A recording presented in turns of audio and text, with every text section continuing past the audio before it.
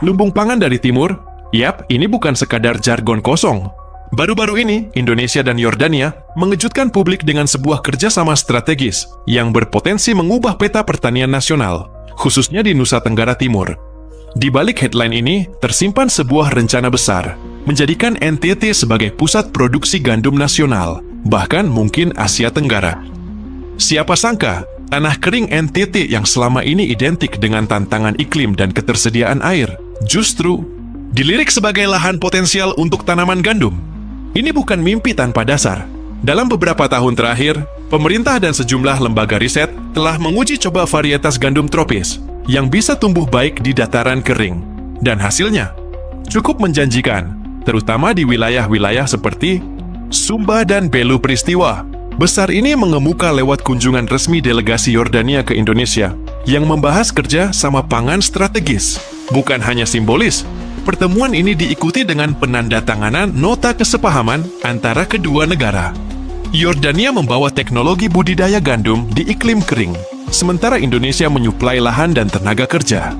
Kolaborasi dua negara beriklim ekstrem ini dinilai saling melengkapi.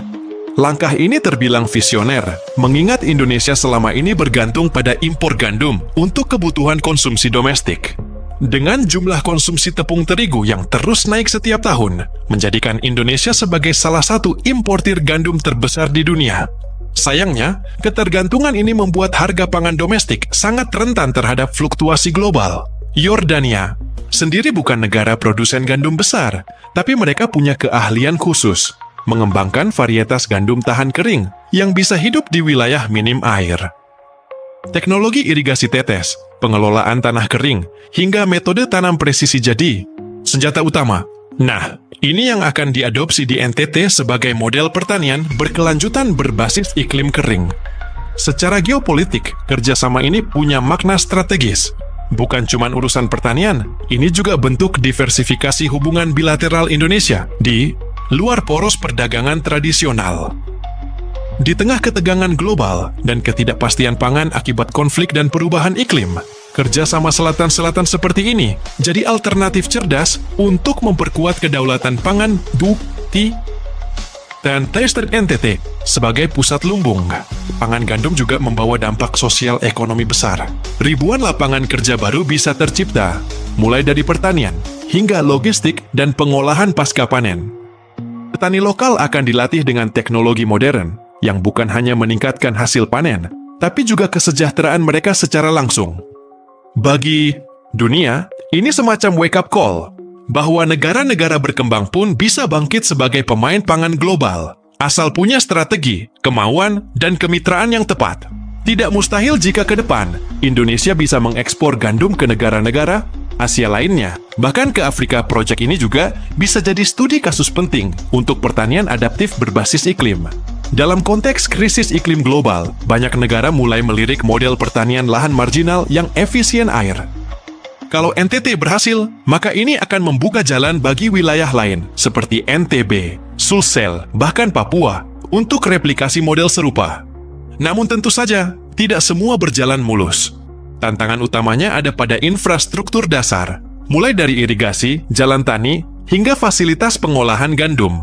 Belum lagi soal rantai distribusi dan akses pasar yang sering jadi momok di kawasan timur Indonesia. Ini butuh sinergi lintas, kementerian dan investasi besar dari pemerintah pusat maupun swasta.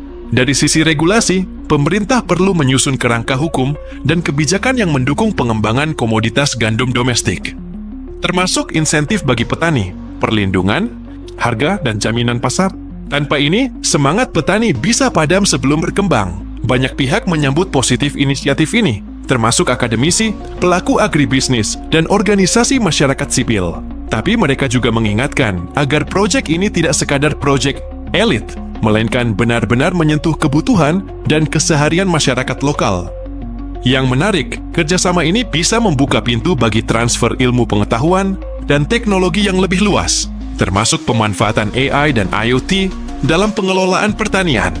Yes, bayangkan, petani di NTT menggunakan sensor tanah dan aplikasi pintar untuk menentukan waktu tanam dan penyiraman.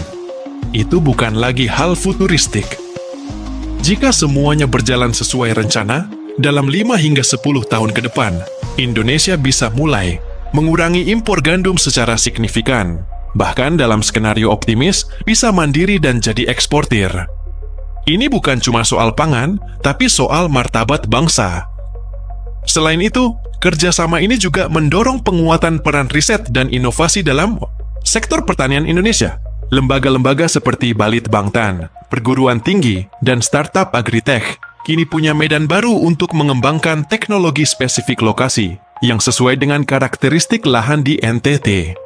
Kolaborasi antara peneliti lokal dan ilmuwan Yordania dalam mengembangkan varietas unggul gandum tropis bisa menjadi langkah revolusioner dalam riset pangan Indonesia. Ini bukan cuma soal menanam gandum, tapi soal menciptakan ekosistem pengetahuan dan inovasi yang terus berkembang dan hasilnya bisa diadaptasi ke daerah lain dengan kondisi serupa. Dan yang enggak kalah penting, proyek ini juga bisa jadi momentum untuk membangun citra baru NTT di mata publik. Bukan lagi sekadar provinsi yang kerap dikaitkan dengan kemiskinan atau kekeringan, tapi sebagai simbol ketahanan, inovasi, dan kekuatan pangan nasional. Bayangkan generasi muda NTT, bangga jadi petani gandum yang modern, mandiri, dan mampu menyejahterakan keluarganya. Hal ini juga membuka peluang besar untuk mengembangkan sektor pendidikan vokasi dan pelatihan agribisnis di kawasan timur, agar regenerasi petani berjalan optimal dan teknologi bisa terserap secara nyata di lapangan. Sementara itu, dari sisi ekonomi makro, jika proyek ini berhasil, maka bukan hanya sektor pertanian yang akan bergerak, tapi juga sektor pendukung lainnya, seperti transportasi, manufaktur makanan berbasis gandum, hingga pariwisata lokal berbasis agrowisata. Bayangkan, desa-desa di NTT punya kebun gandum sebagai daya tarik wisata baru, lengkap dengan fasilitas edukasi pertanian untuk pengunjung. Dengan begitu, nilai tambah dari produksi gandum tidak hanya berhenti di hasil panen, tapi terus bergulir menjadi penggerak ekonomi baru yang inklusif dan berkelanjutan. Dalam jangka pendek, fokus pemerintah adalah menyiapkan pilot project di beberapa titik di NTT, lengkap dengan pendampingan teknologi dari Yordania. Hasil dari fase awal ini akan menjadi dasar untuk perluasan skala nasional. Untuk masyarakat Indonesia, khususnya di wilayah timur, ini kabar baik. Karena pembangunan tidak lagi Jawa sentris. Potensi NTT yang selama ini terpinggirkan justru bisa jadi kunci masa depan pangan Indonesia. Jadi, apa yang bisa kita lakukan sebagai warga negara? Pertama, mulai peduli dan mengikuti perkembangan proyek ini. Kedua, dorong partisipasi aktif masyarakat lokal. Dan ketiga, suarakan pentingnya kedaulatan pangan dalam setiap agenda pembangunan. Lumbung pangan dari timur bukan sekadar impian. Ia bisa jadi kenyataan asal kita semua bergerak bersama. Karena masa depan pangan Indonesia bisa saja tumbuh dari tanah kering NTT. Jangan lupa, dukung terus inisiatif lokal dan pantau perkembangan proyek-proyek strategis seperti ini. Kita semua punya peran